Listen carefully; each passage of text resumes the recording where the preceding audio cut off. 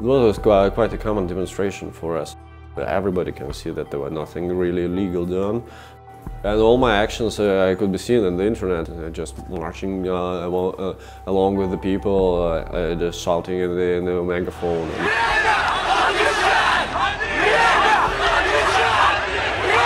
Связи по телефону из Испании антифашист Petr Silaev. Антифашистский активист Petr Silaev воспользуется, а вот Petr Silaev в Россию пока. Время Андрея Белого.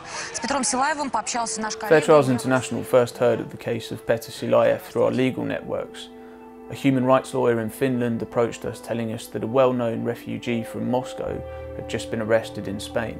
We were subsequently put in touch with Petr himself, who explained that he was wanted in connection with his involvement in a demonstration in Moscow in 2010 in connection with the deforestation of the Khimki forest. The police started unlawful detentions and interrogations all over the city, just visiting all people somehow involved in the anti-fascist action movement. Just random people they had in their files before.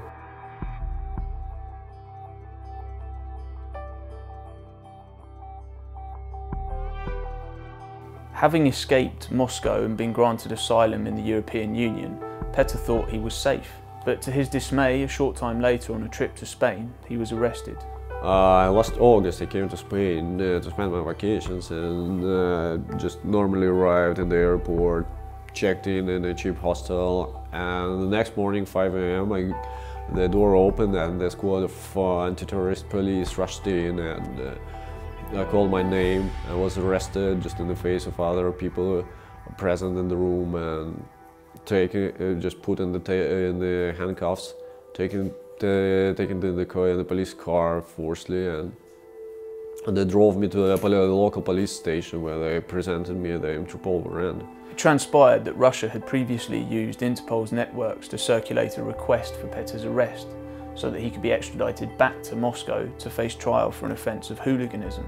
The next day they drove me to Madrid, spent some nice hours in the bottom of the police car, being strapped in the handcuffs all the way, and where I was transported the same day and put in a small cell, in one of the modules of that huge super prison.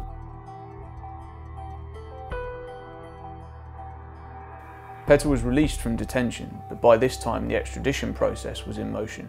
This left him trapped for a significant period of time in an unfamiliar country, a long way from family, without means to support himself. Well, they basically just let me out in the middle of nowhere. The place looks very lunar. It's just a desert in the middle of nowhere. Was left on the highway and still never released from my obligations not to leave Spain. And I still have the obligation to go to the local court every week to present myself. After 6 months, the Spanish court refused Russia's extradition request in an emphatic judgment. It noted how vague the allegation was, that Petr was a recognised refugee, and said that he couldn't be extradited because he could face serious harm on return if he was.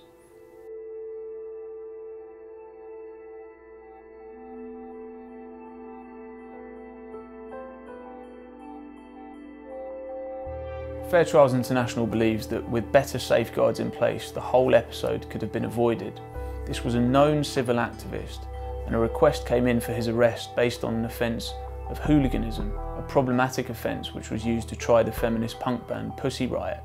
There was no supporting evidence and the allegation was vaguely worded, and yet the request remained in place, leaving him at risk of arrest.